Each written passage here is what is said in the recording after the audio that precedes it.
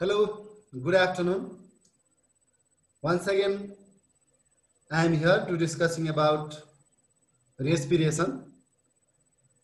The topic respiration is in our NEV course, class 12 zoology. It's me, Kamal Kesi. Now, my dear students, let's discuss about the topic on respiration. Respiratory organs of human. It is defined as those organs which involves in process of respiration is called respiratory organs. They are nostrils, nasal chamber, pharynx, larynx, trachea, primary bronchi, lungs. Let's discuss about the nostrils first of all. One pair of a small oval-shaped opening of nasal chamber that lies above the mouth and lower end of nose called the nostrils, which you can see from outside. Nasal chamber. Each nostril leads into large nasal chamber found above the palate. Nasal chambers are separated by nasal septum. Nasal chamber divided into three regions, that is vestibular, respiratory, olfactory. Vestibular, anterior part having fine air which sterilizing the inhaled air is called vestibular region. Middle part having glandular epithelium which secrete nasal fluid for cleaning nose is respiratory. Olfactory, posterior part having olfactory epithelium for smelling is called olfactory chamber. Pharynx. Nasal chamber open on the roof of the nasopharynx through a pair of internal nares on the roof of the nasopharynx. Oropharynx is the middle part of pharynx. Laryngopharynx is the lower part of pharynx that leads into larynx through glottis. Glottis is closed by epiglottis during swallowing. Now, turn of larynx. Larynx is cartilaginous muscular tube. It lies at anterior part of trachea. Larynx was supported by cricoid, thyroid, and arytenoid cartilage. These three types of cartilage are present in larynx, which it makes flexible. Within larynx, two fibrous vocal cords enclose glottis at the middle. Now, trachea. Trachea is fibromuscular tube about 10 to 12 centimeter long. It passes through neck parallel to esophagus. It is supported by hyaline cartilage. It is lined by ciliated columnar epithelium. Now, next part is primary bronchi. On entering the thoracic cavity, trachea bifurcates into two primary bronchi. Right bronchus is shorter and wider. Left bronchus is longer and narrower. It is supported by cartilaginous ring, that we can see cartilaginous ring in the bronchi. Primary bronchi further divided into secondary bronchi, tertiary bronchi, and the bronchials. Now, turn of lungs. Lungs are one paired, one cone-shaped, pinkish color, soft, elastic, and spongy organs lies in thoracic cavity on either side of heart. Right lungs larger than left. Lungs are enclosed inside double-layered pleural. Outer is called parietal and inner called the visceral. Pleural cavity is filled with pleural fluid. Pleural fluid protect lungs from mechanical shock and provide frictionless movement of lungs. Fine branch of bronchi give rise to a highly vascular alveolar sac, which provide within network of capillaries for the respiration. This is the figure of respiratory organ of human. You can see there, first of all, nasal pharynx, oral cavity, pharynx you can see there, larynx, trachea, bronchi, lungs, and ribs you can see in this figure. Now, what do you mean by the respiration and how many types of respiration? Let's discuss about it. Respiration is defined as biochemical process by which foods are oxidized to liberate energy. Food are used in the cell to release energy. Overall, respiration involves the two processes. They are the aerobic process and the anaerobic process. Aerobic process, during the aerobic respiration, that aerobic respiration occurs in presence of oxygen. That means glucose C6H12O6 divide in presence of oxygen into carbon dioxide, water, and the 2880 kilojoule energy. In absence of oxygen, anaerobic respiration is occur. As a result, glucose is divided into ethyl alcohol, carbon dioxide, and 210 kilojoule energy. These types of respiration is occur in the yeast and some bacteria, as well as intestinal worms. Mechanism of respiration in human. Breathing is simply taking in of fresh air from the atmosphere and giving out carbon dioxide, used air from the lungs. Taking oxygen and throwing carbon dioxide is commonly called as the breathing. Breathing renews constantly the air present in the lungs. It is accomplished through change in the volume and air pressure of the thoracic cavity. Change in volume and air pressure is carried out by movement of ribs, internal and external intercostal muscles, diaphragm, and the abdominal muscles. Breathing can be divided into inhalation and exhalation. That means taking oxygen is inhalation and throwing carbon dioxide is called exhalation. One breathing includes one inspiration or inhalation and one expiration or the exhalation. The respiratory rate is the number of breaths taken per minute at rest. For a normal person, it is equal to 12 to 14 breaths per minute. That means normal human breathe 12 to 14 times per minute.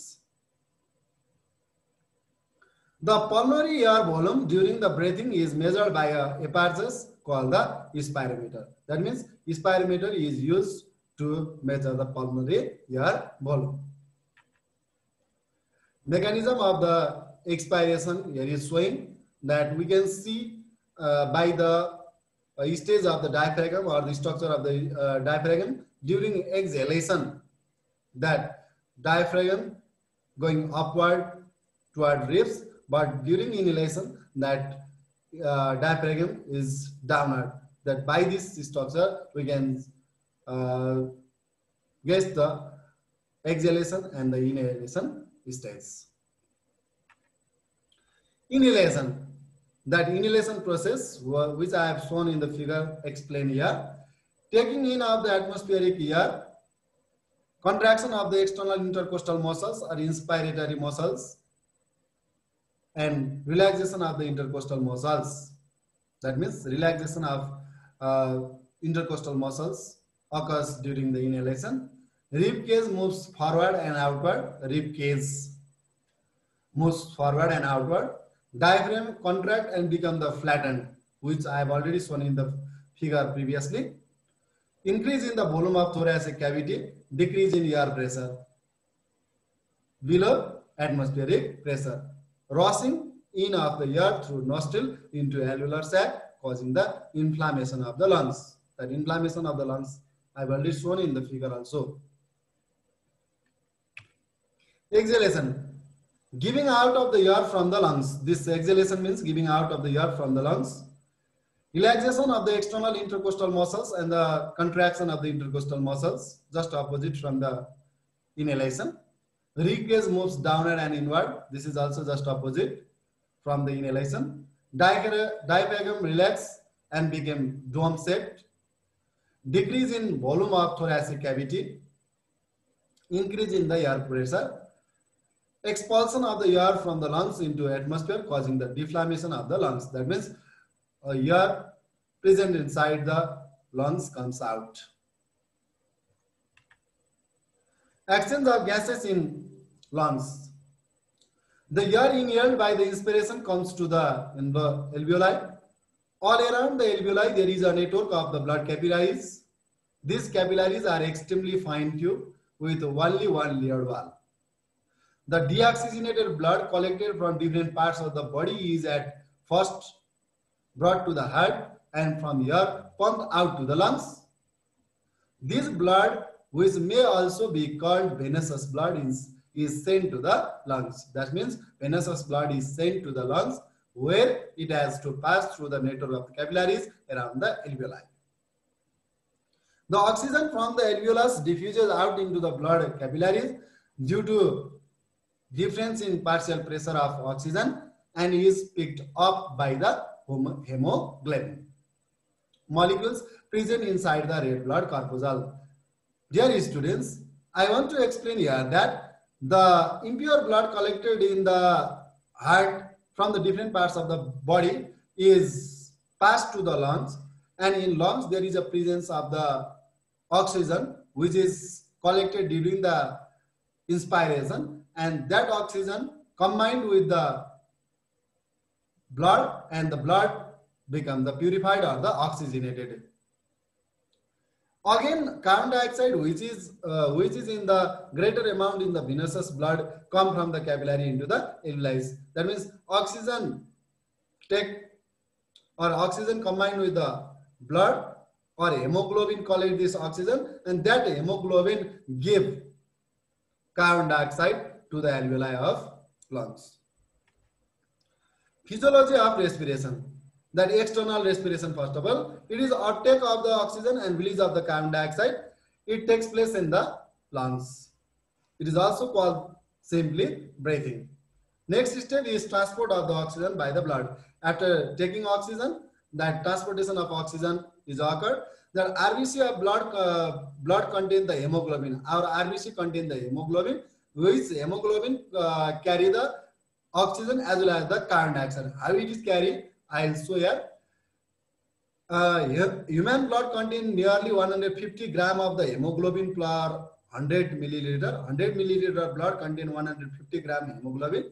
Hemoglobin readily combined with and dissociated to form free oxygen. That means hemoglobin and the oxygen combine to form the oxyhemoglobin, SbO2. Internal respiration is tissue respiration. Digested food is oxidized to liberate the energy. Dissociation of oxyhemoglobin. Oxygen transport in tissue in form of the oxyhemoglobin. As it releases to our tissue, it quickly releases oxygen to tissue. Dear student, previously I told you that hemoglobin and the oxygen combine to form the oxyhemoglobin. That oxyhemoglobin in the tissue, it releases oxygen, and again that oxygen combined with the glucose in tissue, and that glucose divide to give the 2880 kilojoule energy. Again, I want to explain here that first of all, hemoglobin collect the oxygen. That oxygen give into the tissue. Tissue have the glucose C6H12O6, and it combined with the oxygen and release the 2880 kilojoule energy as well as carbon dioxide in the water. Now next steps is here that transportation of the carbon dioxide. Oxygen is carbon dioxide is transported by the hemoglobin in different forms. That first form is the carbonic acid. Carbon dioxide dissolved in the water of blood plasma to form the carbonic acid. About 7% of total carbon dioxide carried in form of the carbonic acid. That means in tissue that carbon dioxide also released, and that carbon dioxide released carbon dioxide is carried by the blood plasma in form of the carbonic acid, that is CO2 combined with H2O, and it forms the H2CO3. In the form of the carboamino, compounds. Amino acid present in the RBC get oxidized to release the amino group and carboxyl group. Carbon dioxide combine with the amino group to form carbamine compounds. After 23% is transported in form of the carbamine compound. Dear students, that carbon dioxide is combined with the amino group and it carried as a carboamino compound SbNH-COOH. It is occurred in the RBC. In the form of bicarbonate of sodium and the potassium, that in the potassium carbonate and the sodium carbonate form, that carbon dioxide is transported. Carbon dioxide enter into the RBC to dissolve into the water. It is catalyzed by the carbonic anhydrase enzyme H2CO3 ionized to form the bicarbonate and the hydrogen. That means bicarbonate, that H2CO3. This carbonate dissociated into the S plus SCO3 minus, and this SCO3 minus combined with the sodium ion and the potassium ion. As a result, sodium bicarbonate and the potassium bicarbonate is released, and in form of the potassium and the sodium bicarbonate, that carbon dioxide is transported. Some terms used to express the pulmonary air volume are explained below, dear student, that it is very important. And first of all, let's know about the tidal volume. The tidal volume means the volume of air that is breathed in and out during normal breathing. That during our normal breathing, that we it includes the 500 milliliter air inside the lungs. That is called the tidal volume. Inspiratory reserve volume, or it is also called the IRV. The volume of the air inspired with great effort is called the inspiratory reserve volume. In normal adult, it is about the 3000 milliliter. That means the volume of the air inspired with great effort. If we inspire by the great effort, we can inspire 3000 milliliter air. That amount is called the IRV. And expiratory reserve volume, ERV. This means the volume of the air expired with great force or great effort. That is called the ERV. Or in adult, normal adult, it is about 1200 milliliter. Vital capacity, VC. The volume of the air which can be maximum inspired and the maximum expired is called the vital capacity. In normal adult, it is about the 4700 milliliter. It can be calculated mathematically by using formula VC equals to TV plus IRV plus ERV. Now, residual volume, or the RV, the volume of the air remaining in the lungs after ERV is called the residual volume. In normal adult, it is 1200 milliliter. Now, next one is total lungs capacity, or TLC. The volume of the air in lungs and respiratory passages after IRV is called the total lungs capacity. Some air are present inside the lungs as well as the respiratory passage, like as the bronchi. That amount of the air is called the TLC, or the total lungs capacity, and it is about the 5000 to 6000 milliliter. Now, spirometer. Spirometer is a device which is used to measure the pulmonary air volume. This pulmonary air volume, which we have discussed just now, that can be measured by using the spirometer device. Now, chloride shift. The exchange of Cl, chloride ion, and the SCO3, bicarbonate ion, between the plasma and the RBC is known as the chloride shift, or the Hamburger's phenomenon. This is also called the Hamburger's phenomenon, as it is first explained by the Hamburgers. Dear students, that if the chloride ion and the bicarbonate ion exchange in between the plasma and the RBC, that is called the chloride shift. Dead space. The volume of the air remaining in inspiratory passage is called dead space. That some air is present inside the respiratory passage during the breathing, that is called the dead space. In normal adult, it is about the 150 milliliter. Last terminology is the air Bohr effect. The oxygen and the carbon dioxide are closely associated. Increase in concentration of the carbon dioxide, decrease in amount of the oxygen. Increase in concentration of CO2, decrease in amount of the oxygen that can be carried in the blood. It is activities occurred inside in the blood at the given partial pressure of the oxygen. In this way, carbon dioxide interferes the percentage saturation of the oxygen. As a result, that carbon dioxide interferes the percentage saturation of the oxygen with hemoglobin. And this types of the phenomenon was first discovered by the Christian Bohr. So it is also called the Bohr's effect. With the increasing partial pressure of the carbon dioxide, the oxygen dissociating curve is shifted to the right. This is known as the Bohr's effect. See here that how the effect or the curve showing rightward, that just I explained. That graph is present here in this slide. And finally, please, dear student, thank you for all those who are listening carefully to me for this e-learning class, and please prepare well for the board exam, and